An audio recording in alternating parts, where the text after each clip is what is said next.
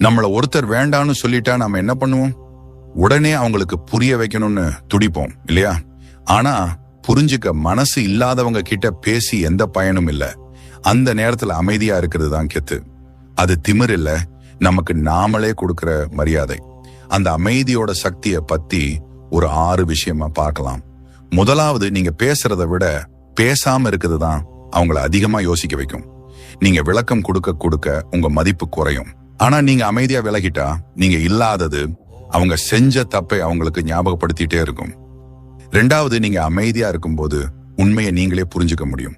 ஒரு பிரச்சனை வரும்போது கோபம், வருத்தம்னு பல உணர்ச்சிகள் நம்ம மனசை போட்டு குழப்பும்.